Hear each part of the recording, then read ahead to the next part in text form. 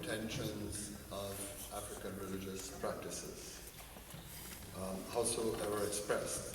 Of course, in some countries, those retentions have been retained and developed as religions. I mean, the Spiritual Baptists of Trinidad and Tobago is an interesting mix of the fusion of African religious practice and, of course, Christian religious practice, so that you have infusions all the time.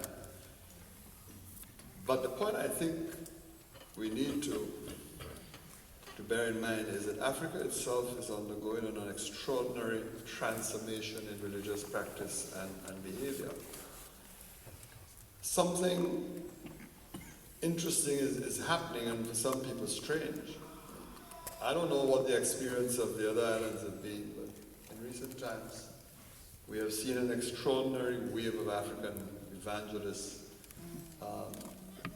coming to our countries, and they are coming to spread versions of the Christian/Protestant religion. They have now become the new evangelizers.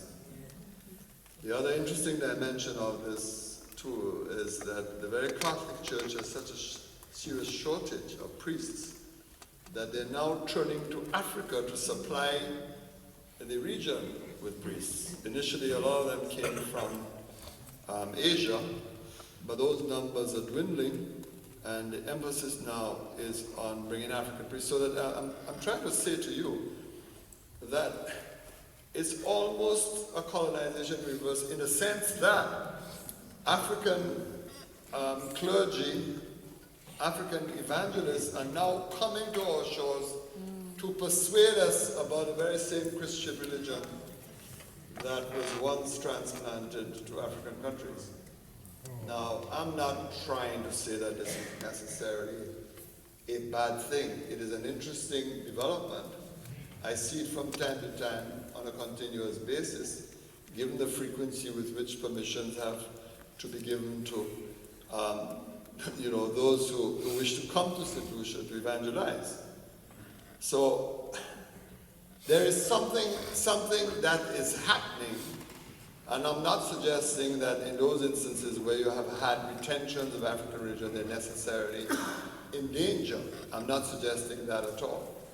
But I think as the Caribbean begins to reconcile itself with the African continent, that gradually you're going to begin to see that kind of cooperation, that kind of re-identification. And of course, it could be accompanied by some rejection on both sides as well, which we need to understand.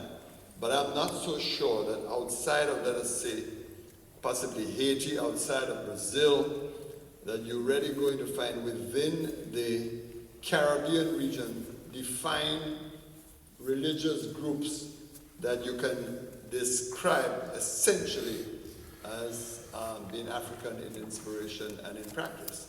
I think what you're going to find are rather assimilated groups that have retentions on both sides of the spectrum. That is to say, African retentions as well as Christian retentions. But what is happening now can have dramatic consequences. Ladies and gentlemen, please join me in giving a warm